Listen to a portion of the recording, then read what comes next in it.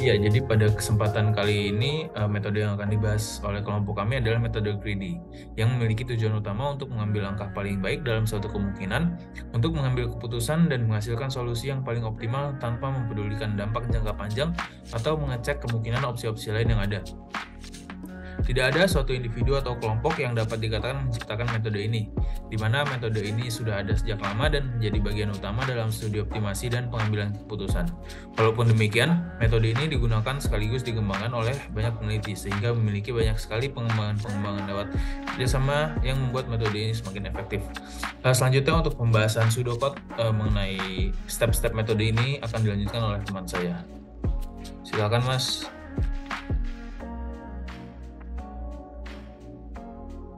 Baik, saya di sini akan menjelaskan mengenai pseudocode yang sudah dibuat oleh kami mengenai penelitian yang sedang kami review.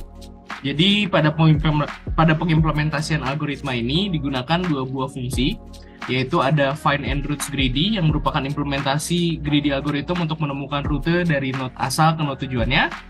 Kemudian ada juga fungsi grab path cost. Ini digunakan untuk menghitung cost dari suatu rute yang sudah ada.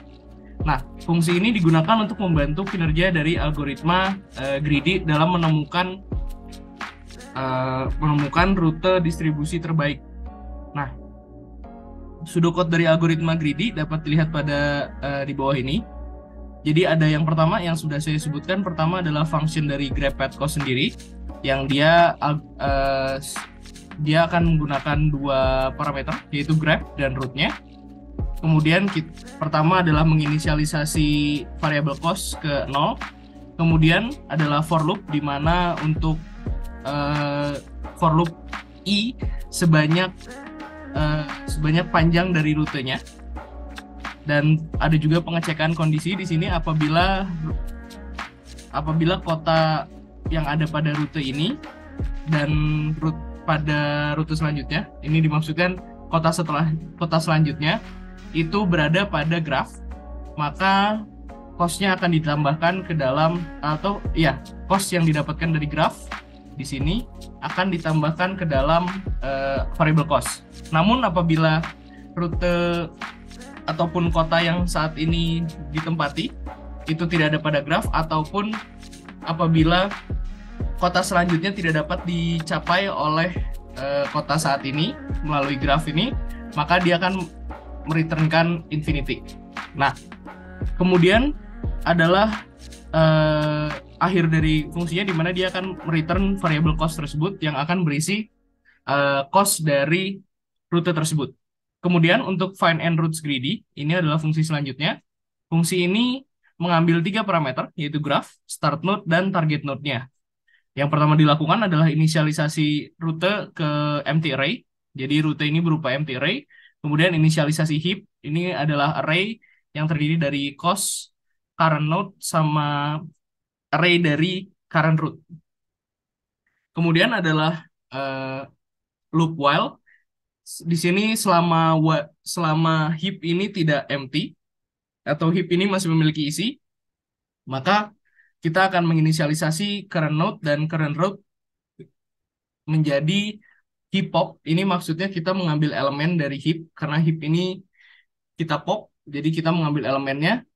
Kemudian apabila current node-nya sama dengan target node, maka current route itu akan di-append ke dalam route. Nah, jadi di sini current route, kemudian graph path cost, ini adalah cost-nya yang diambil dari fungsi graph path cost, itu akan dimasukkan atau di-append ke dalam routes.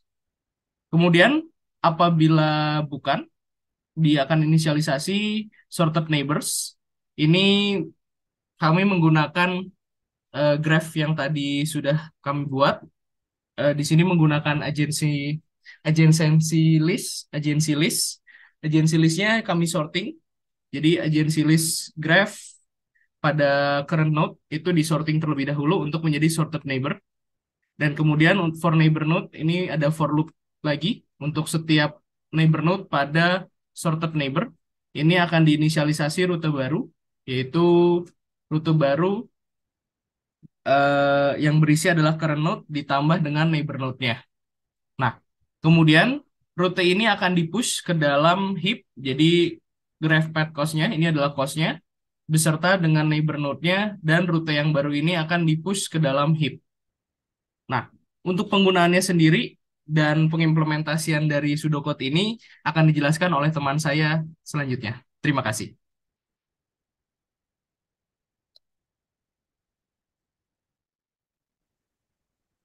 Oke, baik. Di sini saya akan memaparkan terkait implementasi yang kami lakukan.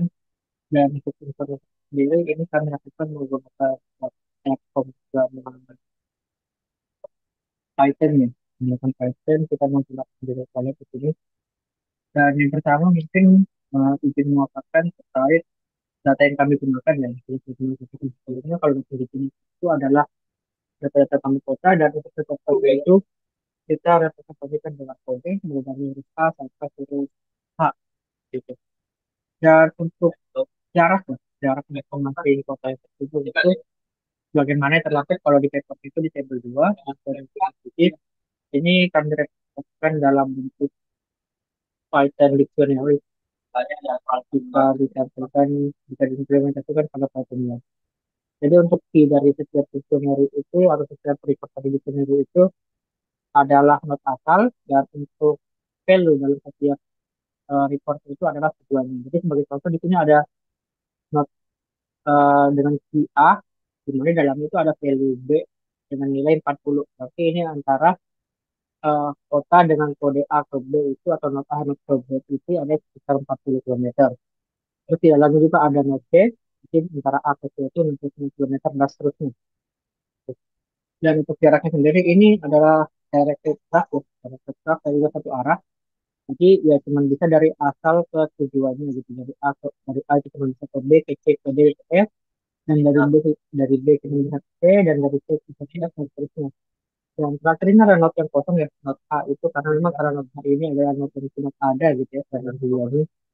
Dan pada implementasi ini not A ini kita gunakan sebagai not elementir.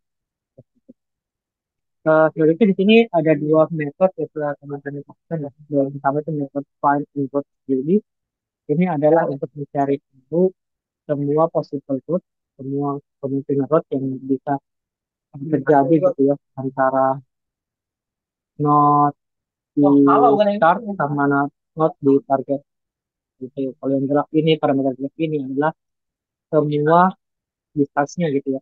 Artinya akan kemungkinan nanti yang uh, definisi sebelumnya. Seperti itu. Jadi kalau selanjutnya itu di dalam metode ini juga ada root ya. Tentunya akan menyimpan root apa aja sih yang mungkin gitu ya, di eksplorasi oleh dirinya. Terus ini ada heap. Heap ini itu nanti untuk menyimpan khusus itu tapi dengan khusus sebagai berikut. Jadi di ada cost-nya, ada root satu ini, dan ada root satu ini yang juga akan digunakan untuk melakukan eksplorasi resource possible. Dan selanjutnya ini ada heap-nya ya. Jadi akan mengecek apakah di heap itu ada root atau tidak gitu. Jadi heap ini akan menyimpan semua root-root yang mungkin ya, tetapi ini semua rootnya bisa dari A ke B, A ke C, dan seterusnya gitu. Tapi yang akan kita simpan itu nanti adalah root yang dari start node, kita definisikan nanti implementasi dari A, dan target node itu ke H implementasinya. Terus sebagai contoh di sini, ya ini ada seleksi kondisi ya ketika misalnya current node ini atau node yang akan dikunjungi tempat node, node yang merupakan target node atau node ini itu nanti akan melakukan penyimpanan root tersebut ke variable roots. Nah, ini juga kita tambahkan validasi ya, biar kita bisa lihat apakah ada waktu kapan gitu root ini akan di-print gitu. Terus ini ada sortingnya, ini sorting sheetnya gitu di dalam proses yang ada di dalam gitu. Mulai dari terkecil, sorry, ini dari yang terbesar ke yang kecil. Nah, selanjutnya ini adalah untuk ukuran juga. Jadi untuk setiap root itu kita akan tambahkan node-node-nya gitu yang bertetangga dengan dia.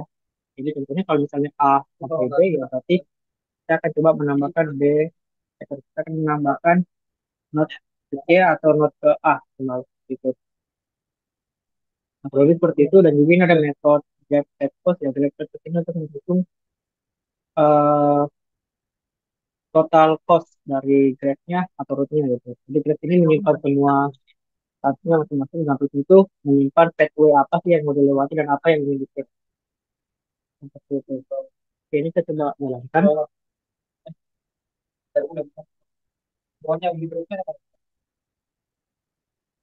Ini bisa dilihat pada hip pertama ya, pada hip pertama itu atau looping yang pertama, hipnya itu akan dimulai dari huruf A dan akan menyimpan seluruh root yang berhubungan dengan A secara langsung gitu. Di sini ada AD ya, ada AD, ada AD, ada AB, ada AF, ada AC dan seterusnya gitu.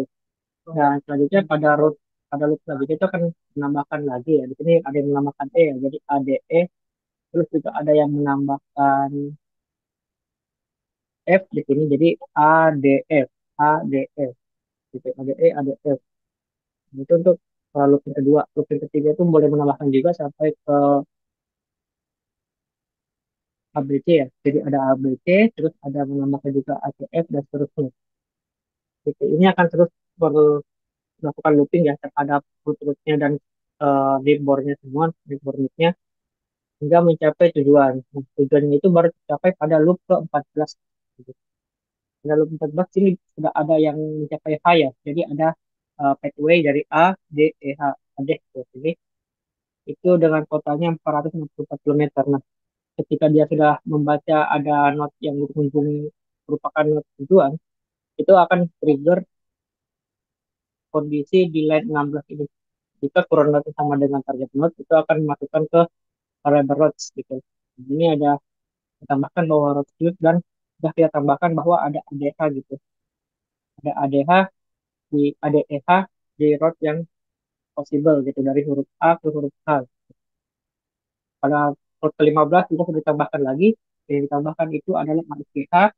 Pada loop ke-16 akan ditambahkan lagi, ditambahkan ADFGH gitu dengan 50 dan seterusnya sehingga seluruh loop yang ada di ini habis gitu karena udah dikeluarkan. Nah, itu akan mengeluarkan dari ulangan ini.